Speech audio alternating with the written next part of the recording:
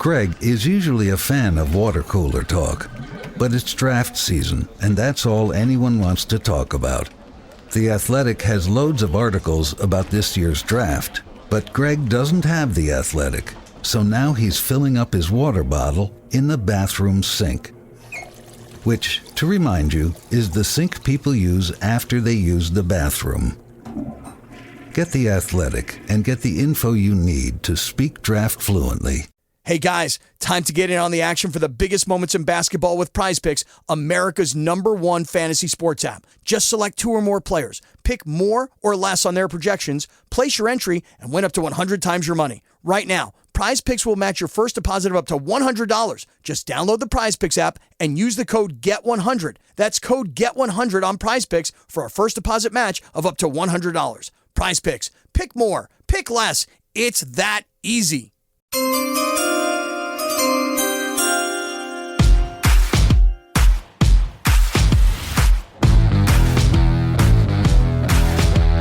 Welcome to the Dogs Podcast with your hosts, Blake Reneker, Justin Charles, and Josh All. What's up, Browns fans? Welcome back to another episode of the Dogs Podcast presented by Omaha Steaks. Josh All alone with you on NFL Draft Eve. That's right. First round of the 2024 NFL Draft kicks off tomorrow night. Thursday night. Cannot wait to watch all the action, see what happens in that first round. You know, a lot of people out there complaining about the Browns not having a first round pick yet again this season, but in all reality, it's kind of nice to just sit back, watch what all these other teams are going to do in the first round and not really have to worry about, well, are the Browns going to pick the right guy, use this first round pick in the correct manner, because you know what?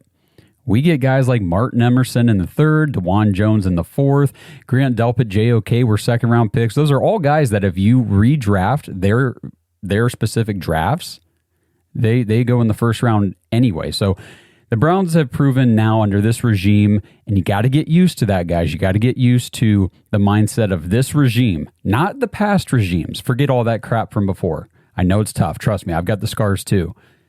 But what this regime can do is like unlike anything we've ever seen before in Cleveland. So it's going to be an exciting night. And then we've got Friday night live on YouTube with all of you. Please jump in the chat. Join us during the live stream. We're going to be doing rounds 2 and 3 and keeping an eye out on the Browns and the prospects and talking about everybody that's available that the Browns could be looking at, who we want. We're going to recap night 1. It's going to be a ton of fun. I'm planning on doing a quick episode Friday during the day to recap, just my recap like I did last year of night 1, just to go over the picks, because a lot of you maybe listening, watching this did not catch all of round 1. I'll just do a quick recap just to tell you who went where, give a little bit of commentary on some of the stuff, but then leave the full discussions for that night on the YouTube live. So make sure you guys like this video and all our videos on YouTube, subscribe to the channel, and tap that notification bell so you do not miss when we post a new video, a new episode, or go live like we are on Friday night at 7 o'clock p.m. Eastern. Make sure you join us. So today on the episode, what I want to do, this is sort of the last call for draft prospects in relation to the Browns, where we're picking, where we're slated to pick right now. We don't know if the Browns are going to move up, back, keep all their picks, just stay pat. We don't know. We don't know what they're going to do. But as it sits right now, we've got 6 picks, and I'm just going to kind of go through real quick some prospects that I like at each position that could be available at each pick and all that kind of stuff. Talk about those guys, and then just want to hit, a couple key names that Browns fans, you need to be aware of, familiar with, and keeping an eye on this weekend. And I'll get to that. But the first thing I want to talk about, Adam Schefter put out a tweet this morning that I thought was really awesome. I did the show on Monday talking about first round picks, Andrew Berry's responses, and everything about those from his press conference last week. And, he was talking about, he didn't have the numbers off the top of his head. What's a hit rate for a first round pick? He said maybe it's around like 50%. Well, he was high. He was a little high on his speculation there on the hit rate just off the cuff, because this is what Schefter tweeted out, he said that they calculated the percentage of first-round picks that either hit or miss, and that is based upon whether or not the player signs a second contract with the team that drafted him. So this data encompasses 20 drafts, so 20 first rounds the last 20 years from 2000 to 2019. So not the most recent years where obviously we have no idea if any of those players are going to get second contracts. They're not eligible yet. So going from 2000 to 2019, here are the positional hit rates. And it starts at center. The center position, the hit rate is 92%. If you take a center in the first round, the hit rate is 92%. That's insane. You want to talk about a massive drop-off? Offensive tackle was the second highest. That hit rate drops from center at 92, clear down to tackle at 59%. Drops down to offensive guard at 50%. So if you draft an offensive lineman, depending on what position they play in the first round, if you take a guard, you've got 50% hit rate, a tackle's 59%, and a center is 92%. Excuse me. And these hit rates, it's not like this is from 2 or 3 years of sample size. It's a 20-year sample size. So the data is pretty good on this stuff. So those were the top 3 positions. Your offensive line, that seems to be, if you're looking to maximize the value and the future potential production, all that stuff of your first round pick, probability says go with the offensive line. They have the highest hit rates. So moving into the next section, this is like their yellow section. So 40 to 48%. Linebacker at 48% hit rate.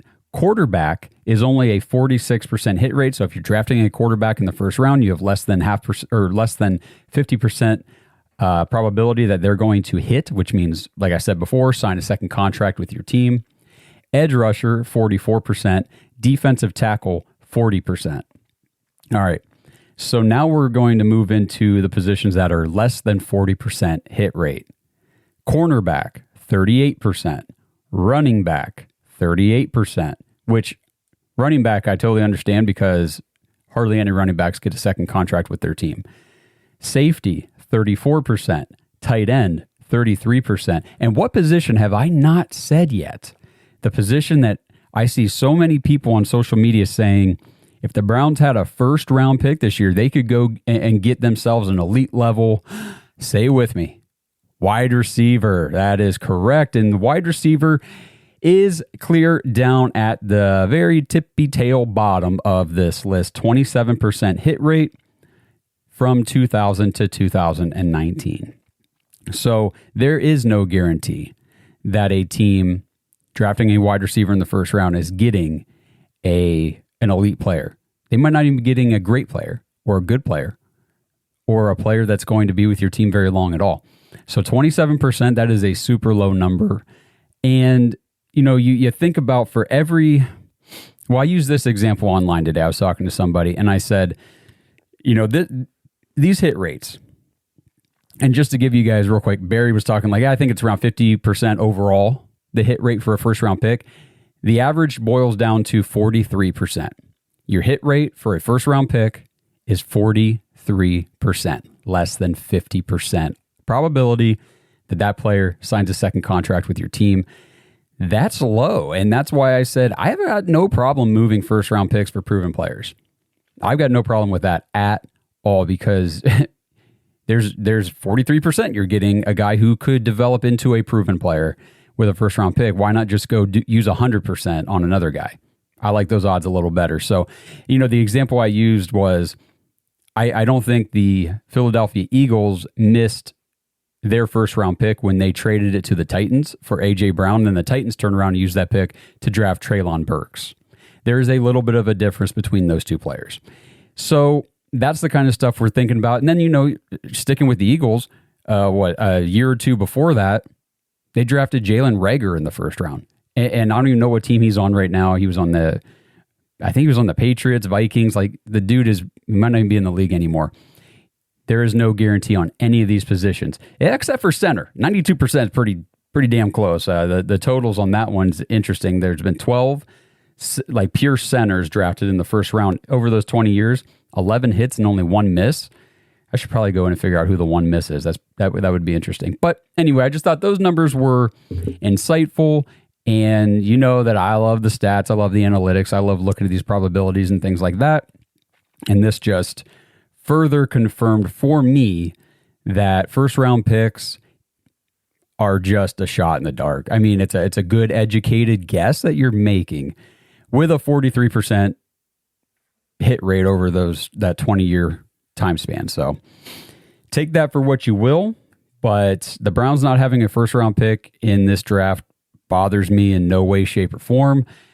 As I started this whole conversation with, if you can get first round talent Martin Emerson in the third, if you can get first round talent Dwan Jones in the fourth, JOK, Grant Delpit, these guys in the second round, I'm cool. I mean, I have no problem with getting first round talented players later in the draft.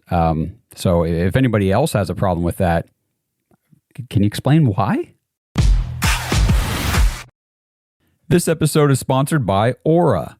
Browns fans, how much of your personal, business, and financial lives exist online? Now, 1 out of every 4 people will fall victim to online crime. According to the FBI, the amount of money lost to digital crime has more than doubled since 2020. Oh, you mean since the world was forced to go digital in order to function? Yeah, I guess that kind of makes sense. Digital identity theft is a booming business, and Aura helps protect you from all the dangers online. Start your 14-day free trial at aura.com/dogs, DAWGS. In today's world, you need to safeguard yourself and your kids.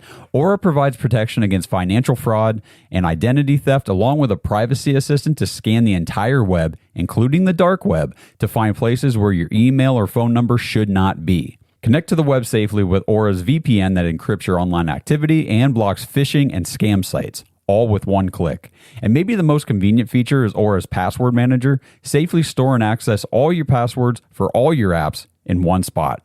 And Aura also has parental controls. This is so important. So you guys can monitor and protect your kiddos on their devices, including, I love this, a cyberbullying feature that alerts you to any harmful dialogue directed toward your kids.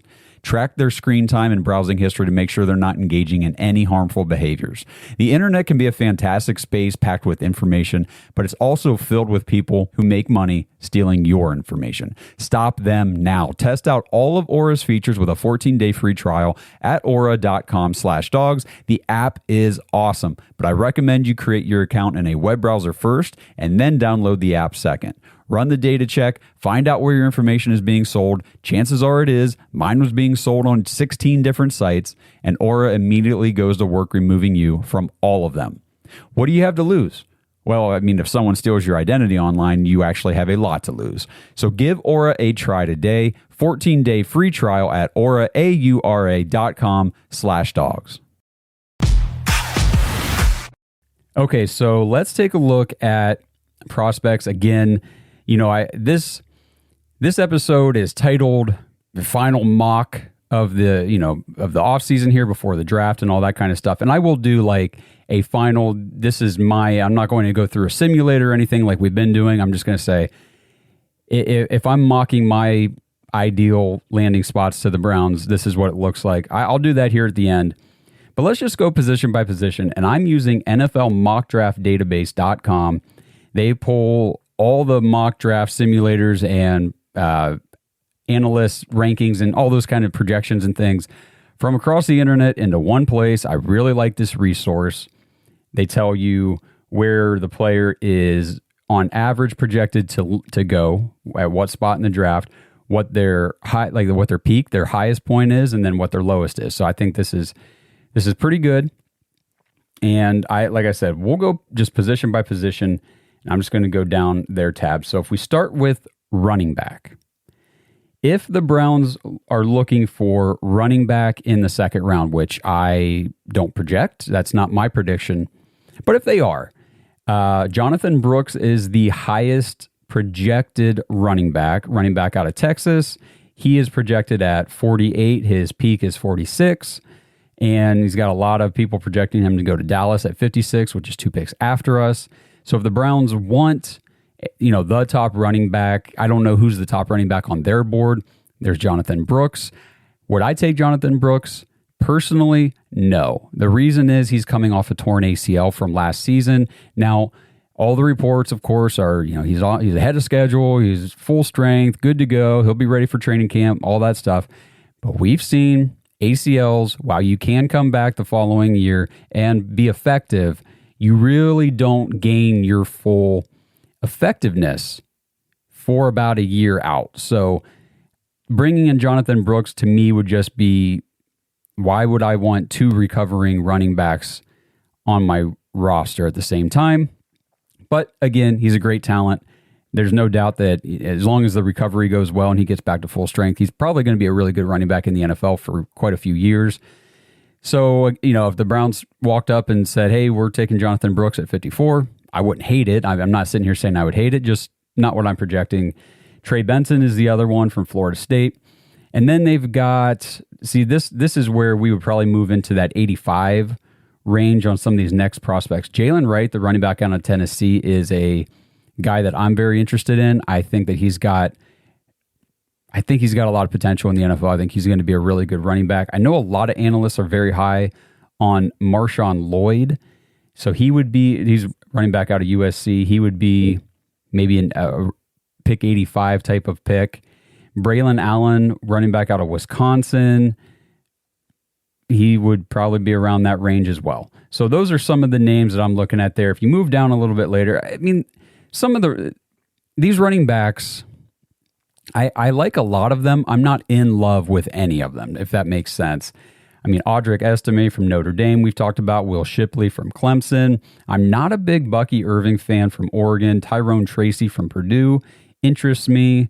Kamani Vidal, now we're talking closer to that like 206 pick maybe later in the draft, because they've got him ranked at 191, peak is 147. So not real sure, but he's the running back out of Troy.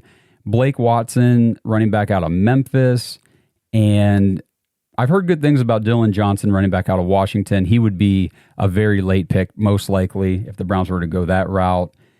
That kind of wraps it up for running backs. So, we'll see what the Browns do if they decide to use one of their draft picks on a running back, or if they decide to just roll in with Foreman, Ford, Hines, maybe Pierre Strong, while Nick Chubb continues to recover, and maybe they save, a more premium draft pick on a running back for next year or something to that regard. Now let's move to one of everybody's favorite positions here. If this thing will load, we are going to go look at wide receivers.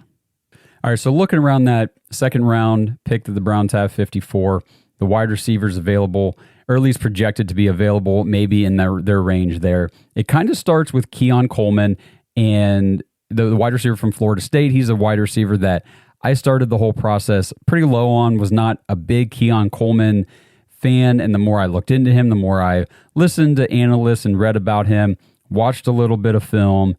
I do think Keon Coleman would be a good fit for the Browns. I think that he would be a nice receiver. I think that he's got the potential to develop into an alpha type, dominant outside receiver.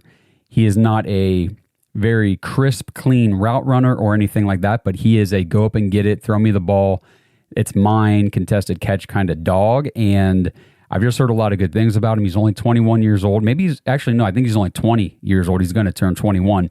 So super young, super moldable. That's a decent, really nice breakout age, young breakout age that you like to see with these receivers. So if the Browns went Keon Coleman, if they go wide receiver at 54 and the pick is Keon Coleman, I'd be cool with that. Xavier Legette's kind of the opposite from South Carolina. He's older. He's going to be 24 soon. Late, super late breakout, 5th year in college. I know that there were some extenuating circumstances for him. Still a guy that I'm not super high on, but he is a big-bodied physical receiver that's got pretty decent speed. And again, the guys that I'm naming here, unless I say I don't want them, I would be totally okay if the Browns turned in the card for some of these guys. Ricky Pearsall from Florida is intriguing to me. Roman Wilson, I would be okay with. I do not like the guys from Washington. I don't like Jalen Polk, and I don't like Jalen McMillan. The Jalen's from Washington, I'm out on those guys. Malachi Corley from Western Kentucky is a guy that I think could be interesting for the Browns. Maybe they trade back a few spots if they have their eyes on him and he's still there and they get him. I'd be cool with that. Javon Baker from UCF, I like him. I love Jermaine Burton from Alabama. I think Jermaine Burton, now the only problem with Jermaine Burton, and now we're moving into that like pick 85 range.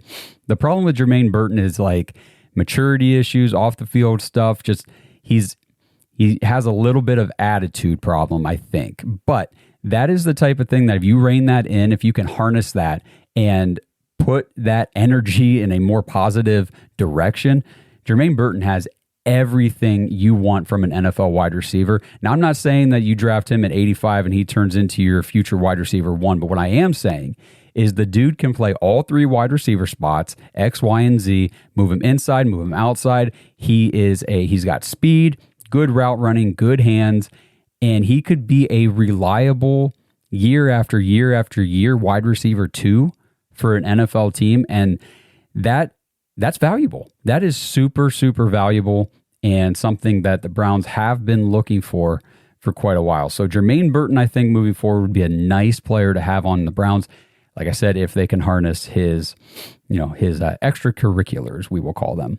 Malik Washington is about the last guy in this range that I like around that 85 pick in the third round. And then moving out of the third round, it just gets a little hairy. Luke McCaffrey, interesting. I think he's going to take a little time to really acclimate and develop to the NFL game if you're interested in a little bit more of a project player. But, he does come from very, very strong NFL bloodlines.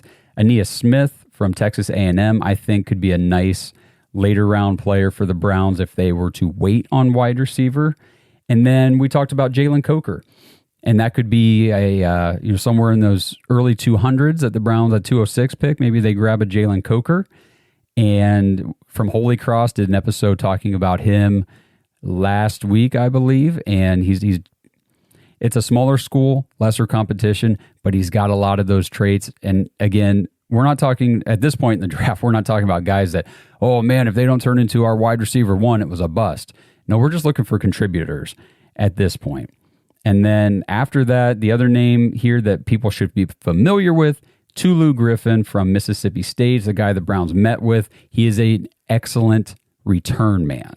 So now we're looking at more of what can you offer us on special teams. Maybe you can contribute at wide receiver, but that would be Tulu Griffin. And then the last guy that I want to mention with the wide receivers is a young man by the name of Mason Tipton.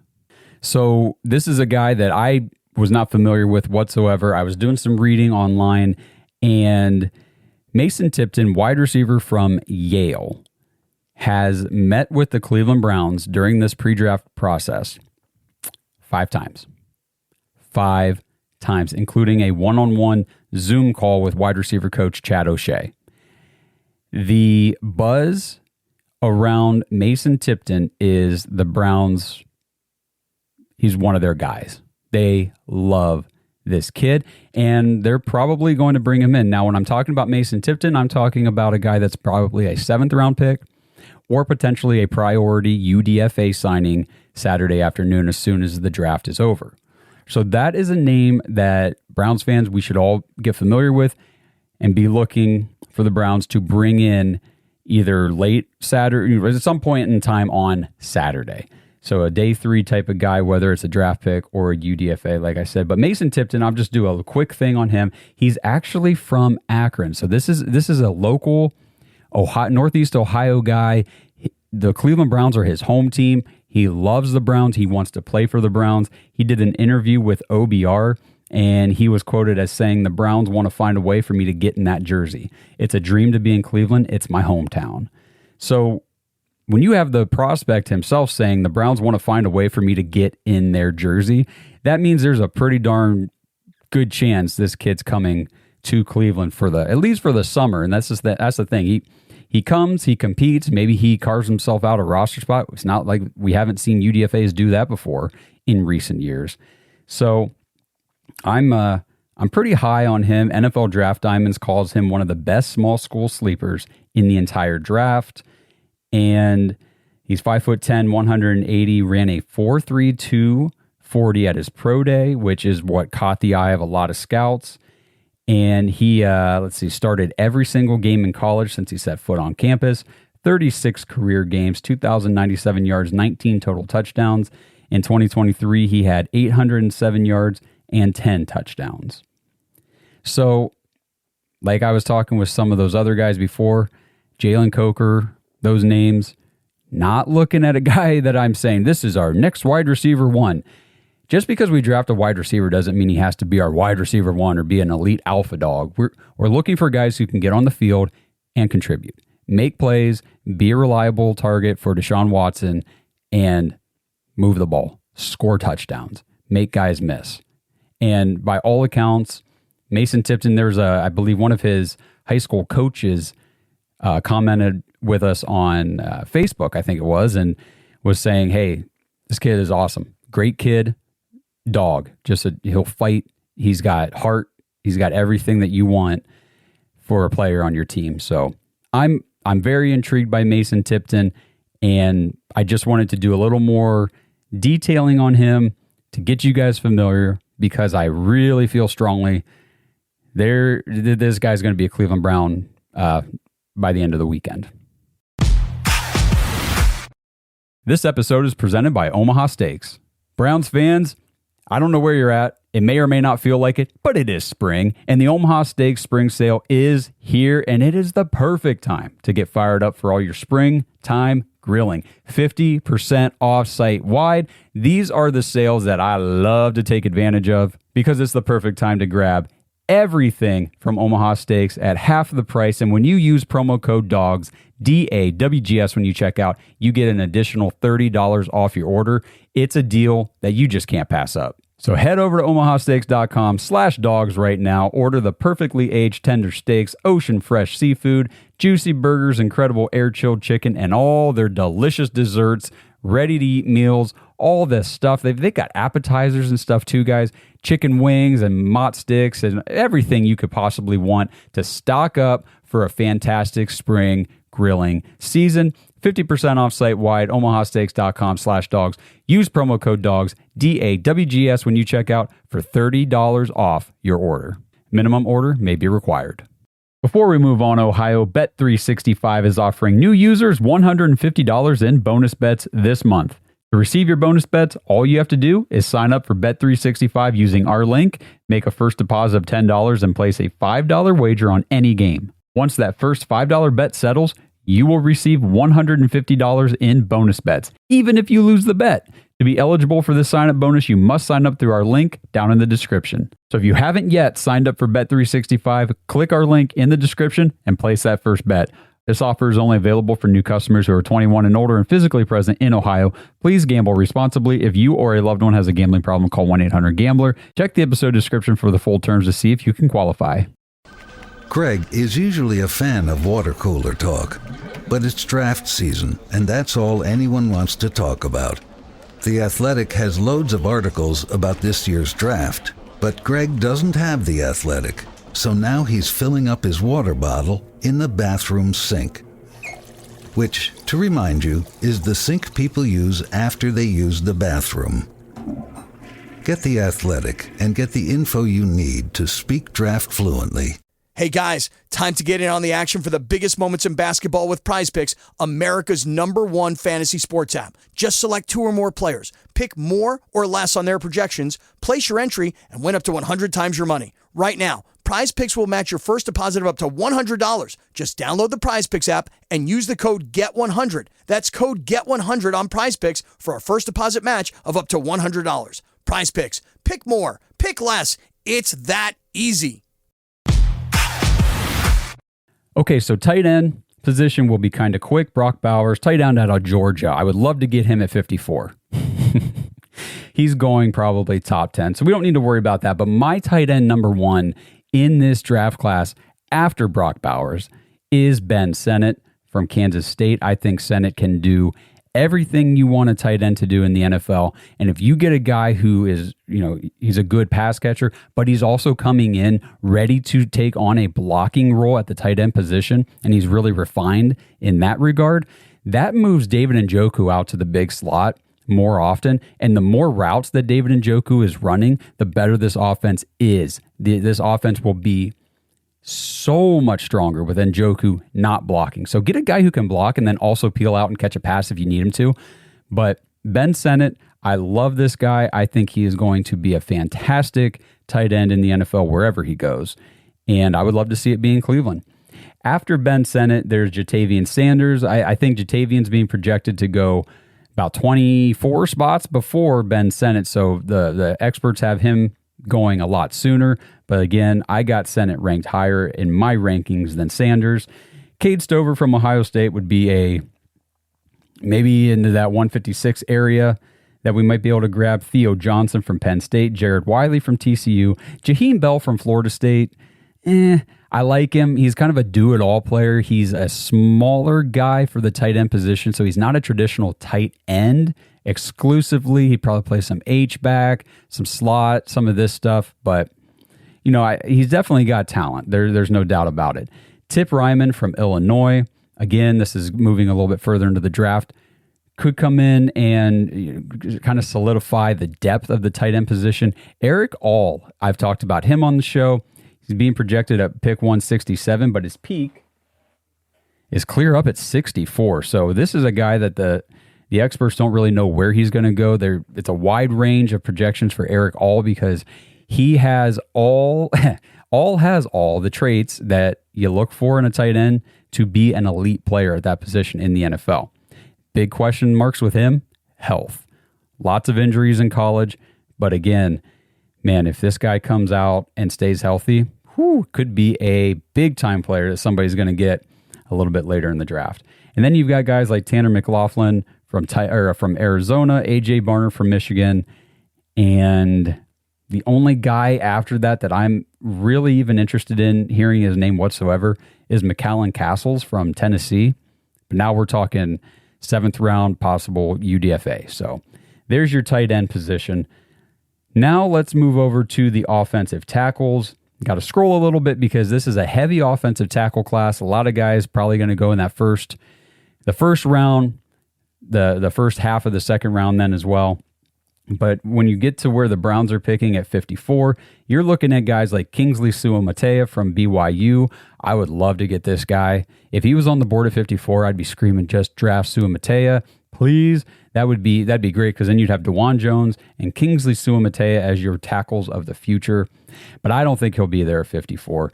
Then you've got guys like Patrick Paul out of Houston, Blake Fisher, Notre Dame, and Karan Amagaji. I did learn how to say his name. I'm pretty sure it's Karan Amagaji, and the tackle out of Yale. They're again, smaller school, all that kind of stuff, but by all accounts, this guy has everything for a developmental tackle in the NFL, which is perfect for the Browns because they've actually got him going at 84. Browns pick at 85. His peak is 49, so like before the Browns even pick in the second round. So a wide range of outcomes for Amagaji, but to grab him and to say, look, this year we don't really, unless somebody gets hurt, we don't need you to be on the field and starting. That'll be next year's situation for you. I would not hate using the second round pick to secure that tackle position and have the bookends of the O-line ready to go in 2025 because in 24 we're already good. We're set. After Amagaji, it's Roger Rosengarten from Washington. And after Rosengarten, honestly, the guys that I'm interested in at tackle drop off quite a bit because Rosengarten's projected at 86. The next guy that I've looked into and liked what he could potentially bring, and this would be more of a depth tackle piece, not necessarily looking for starter reps out of him in the future, but it'd be Nathan Thomas from Louisiana Lafayette, and he would be like more of a 7th round pick. And after him, I mean, there's a name, Frank Crum from Wyoming. But now, like I said, now we're definitely talking depth and development versus, somebody who's ever expected to play starter minutes for the Browns. If we bounce inside to the interior offensive line, where the Browns are going to be picking at 54 potentially could land Zach Frazier from West Virginia. The guy that I want at 54, if he's available, is Cooper Beebe. If we're going offensive line and, Amagaji's not there or Suamataia's not there. Cooper Beebe from Kansas State, I think, is a plug-and-play day one. starting guard in the NFL that you can get in this range. And not that the Browns would necessarily plug and play start him in 24, but again, talked about it in prior episodes. It does give you the opportunity to explore a trade with Wyatt Teller, because we do know that he has a movable contract right now. I forget the numbers. I don't have them pulled up, but the dead cap isn't that bad. The Browns can save quite a bit against the cap if they offloaded his contract, and obviously there would be demand for his services. Nothing against Teller. I want him in Cleveland. He's one of my favorite players. Just looking at it from a logical, the business side of the NFL. Christian Haynes out of UConn would be the next guy I've got my eyes on at this position. Dominic Pooney from Kansas. I've heard some stuff about him. And then Christian Mahogany from Boston College, another guy. Cedric Van Pran from Georgia. And then the name that the Browns have had a meeting with and is an interesting prospect because of his size and athleticism and his ability to play different positions, Brandon Coleman from TCU. So that's another name to keep an eye on. After Coleman, for me, I move into guys like Zach Zinter at 123 from Michigan, Delmer Glaze, who is listed here as a guard, but I think he in college primarily played tackle. But he would be a nice piece for the Browns in the mid rounds because he can play guard, tackle, be a more versatile depth piece at offensive line. I do think there's some starting potential for him if he develops. So that's Delmer Glaze from Maryland. And then, of course, Javian Cohen. You guys have heard me talk about him from Miami. I think he's a very versatile offensive guard that I would like to see in Cleveland. The Browns have met with him a few times. Trevor Keegan from Michigan, another Michigan guy that I think could come in and be a good depth piece.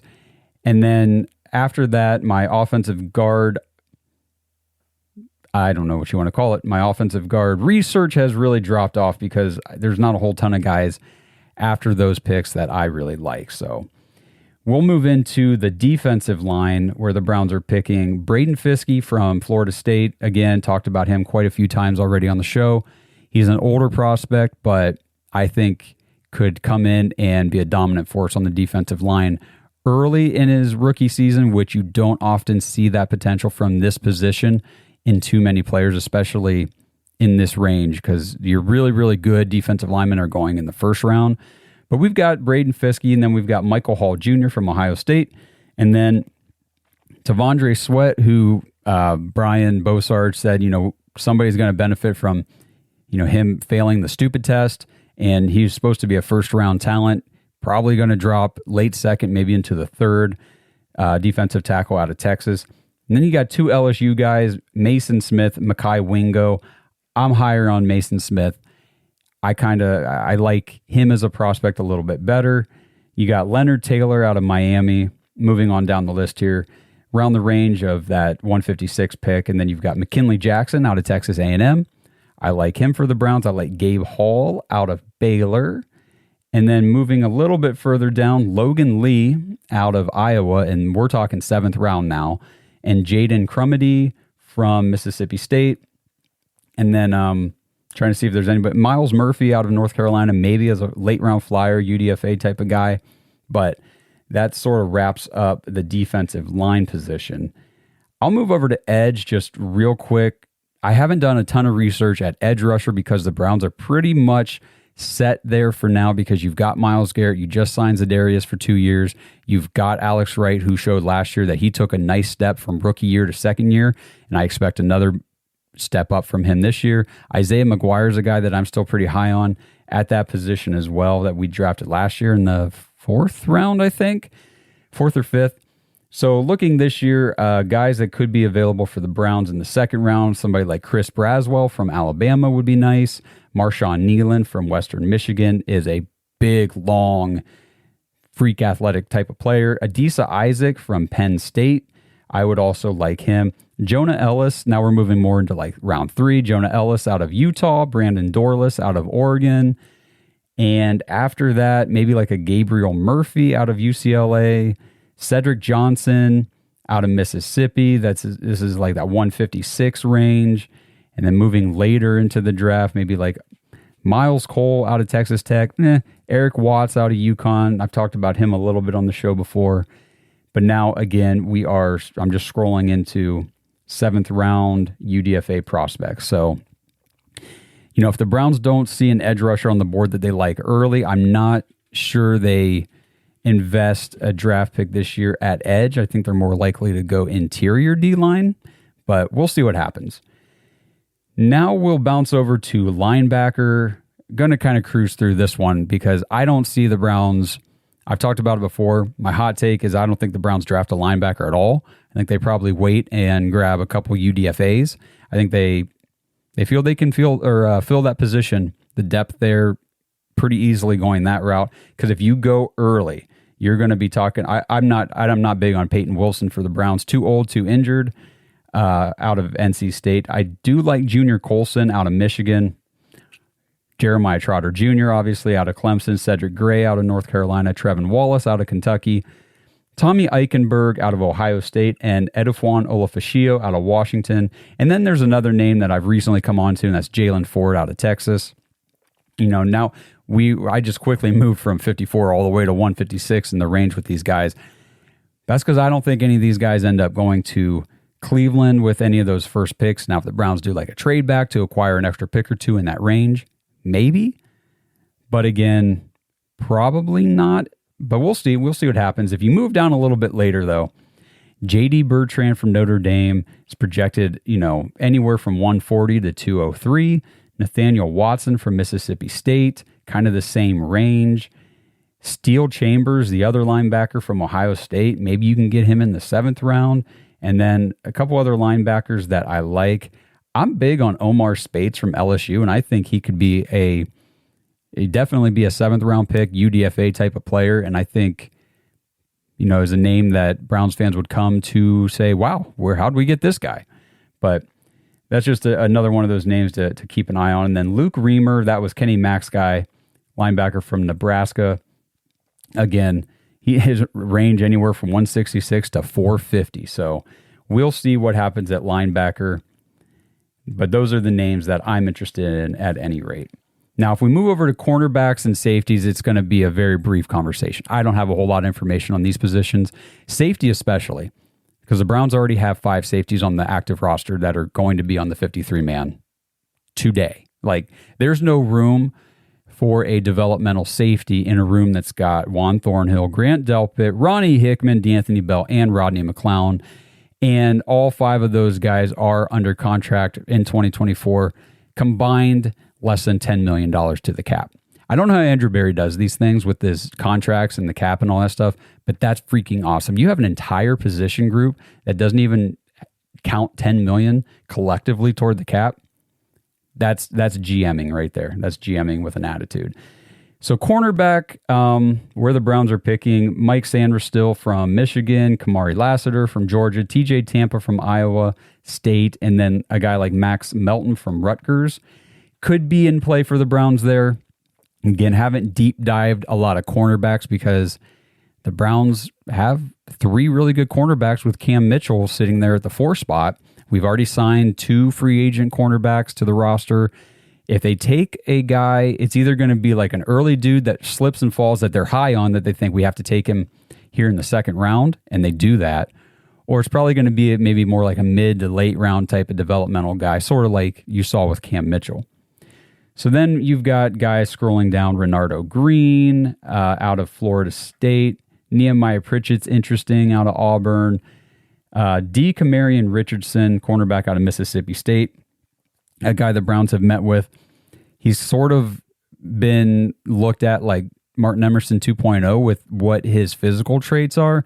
He's big. He's like, I forget, 6'2", 190 pounds or something like that. He's a big body cornerback, but he's super fast. He's very fast, very physical, hits, tackles, loves tackling. He's a great run game cornerback. Basically, coverage skills are going to need honed in and worked on at the NFL level. Sort of the same stuff we heard about with Martin Emerson. So DeCamarion Richardson is a name that I will be watching closely as the NFL draft unfolds. And he's projected anywhere from 142 to 150. And then you've got names like Josh Newton out of TCU and Chal Smith Wade out of Washington State, and I don't know if it's Kamal Haddon or Hayden, 2 Ds in the last name there, from Tennessee, but that would be a late round cornerback projected around pick 219 that I've read a little bit on him, and I think that as far as bringing in a developmental guy to sit behind the big three that the Browns have to mix in with Cam Mitchell could be a good secondary piece for the future of the Cleveland Browns. So that's Kamal Hayden out of Tennessee. And again, you know what? I'm not even going to talk about safeties. I don't see the point. There's obviously some good ones coming out in this draft, but it's just not a practical position right now to even speculate the Browns taking this weekend. Does that mean they won't? No, I'm not going to be absolutely floored by anything the Browns do, because we, again, are in position where if the league year or the roster cut downs was tomorrow, you had to submit your 53-man final roster cut downs and everything were tomorrow before the draft. The Browns would have a 53-man roster locked in, ready to go to compete for 2024. We need nothing in the draft. There are no immediate needs, no immediate positions that we need to fill with starters out of this draft, nothing. So we draft for depth and development in the future. And that is a great way to be. That is what good teams do. Good teams are set and ready to go. You've already got your studs in all the positions you're supposed to have studs. And then you just draft and hope that you get a Martin Emerson in the third round who can develop into a stud and one of your cornerbacks of the future. So I know that was a lot of names.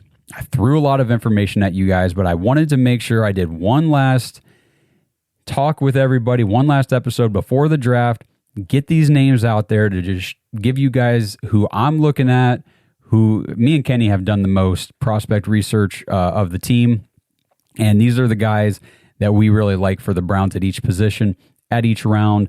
What the Browns decide to do, we will see very soon. It's very exciting because the NFL draft is right here coming up this weekend, and we'll be with you guys through the whole thing again Friday night live on YouTube, going through rounds 2 and 3, and we'll be on social media all day Saturday breaking down all the picks, all the moves, everything that the Browns are doing, and keeping you guys informed that way as well.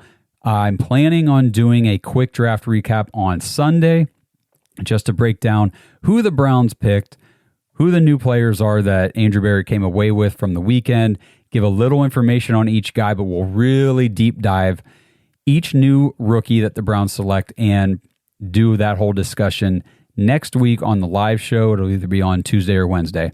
So just to give you guys a little bit of the schedule coming up this week and then after the draft.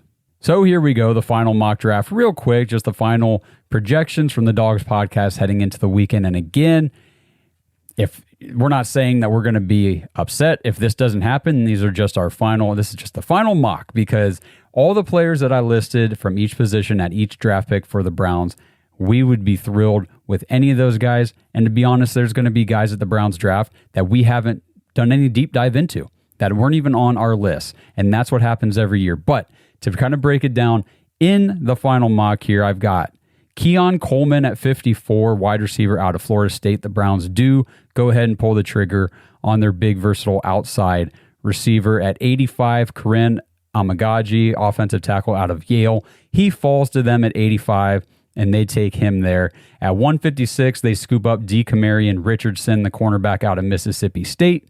At 206, they get Trevor Keegan, offensive lineman out of Michigan. And then 227, Logan Lee, the defensive tackle out of Iowa. And finally at 243, Omar Spates, linebacker LSU, the guy that I was talking about earlier. So that's the final mock draft as we head into the weekend. Again, top guys at every position that I've already gone through in this episode.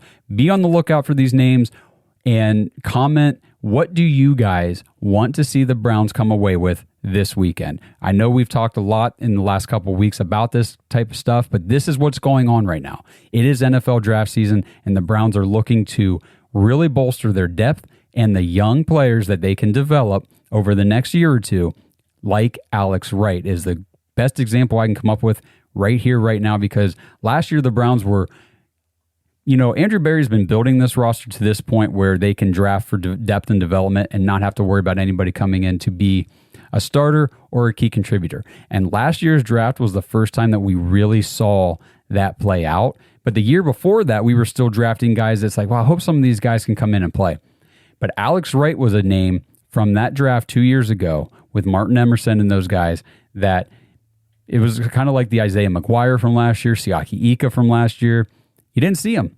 You didn't see him on the field. There weren't many snaps, no reps. They didn't play. Hey, where are these rookies that we drafted? Well, we don't need them. We don't need them. They're developing. They're getting acclimated to the game. They're at practice every day. It's not like they're standing on the sideline for the games, holding somebody's jockstrap and not doing anything. These guys are at practice every day. They are growing into their NFL bodies, into their NFL skills. And we saw that last year with Alex Wright. Again, overshadowed, obviously, by Myles Garrett, Defensive Player of the Year, and what Zadarius Smith was able to do with the Browns. But Alex Wright, sneaky, quiet, good second year in the league, and that's what I expect out of all these guys the Browns take this weekend.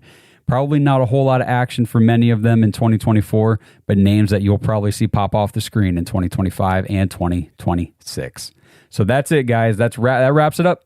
NFL draft prep is done. It's in the books. We are heading to the studio Friday night to do the live stream. Kenny Max coming down from Canada. He's going to be in Detroit tomorrow night for the first round, taking it all in, and then he's going to come down to the studio on Friday night to give us everything that he experienced at the first round and to give us just a good show. Kenny Mack's such a good dude.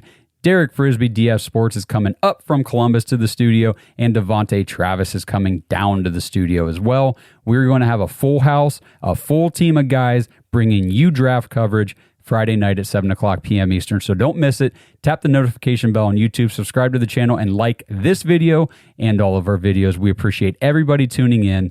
Love you guys, best audience in the world, and I cannot wait till everybody's together Friday night to see what the Browns start doing this weekend for the NFL Draft. So until we come to you guys, start of round 2, let's go Browns. Thanks for listening to another episode of the Dogs Podcast. Make sure you subscribe on YouTube and follow us on Twitter at The Dogs Podcast. Get your thoughts on the show at thedogspodcast.com.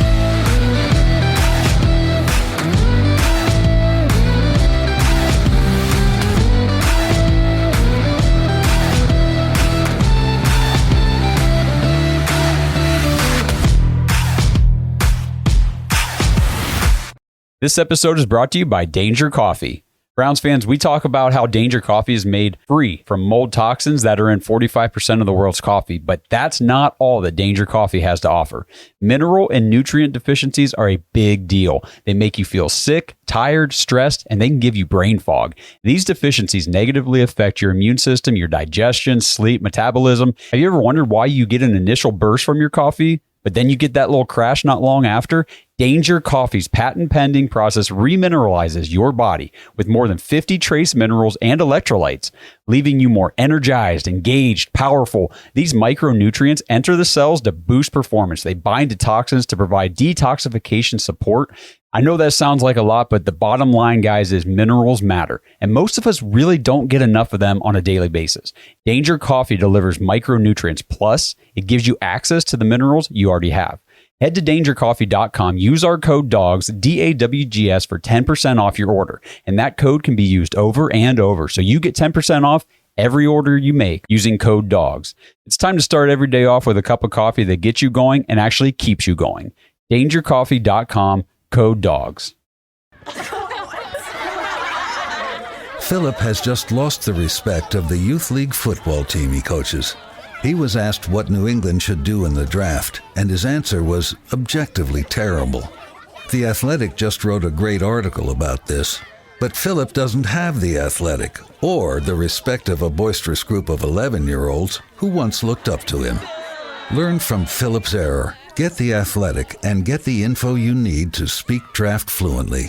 Hey guys, time to get in on the action for the biggest moments in basketball with Prize Picks, America's #1 fantasy sports app. Just select 2 or more players, pick more or less on their projections, place your entry, and win up to 100 times your money. Right now, Prize Picks will match your first deposit of up to $100. Just download the Prize Picks app and use the code GET100. That's code GET100 on Prize Picks for a first deposit match of up to $100. Prize Picks. Pick more. Pick less. It's that easy.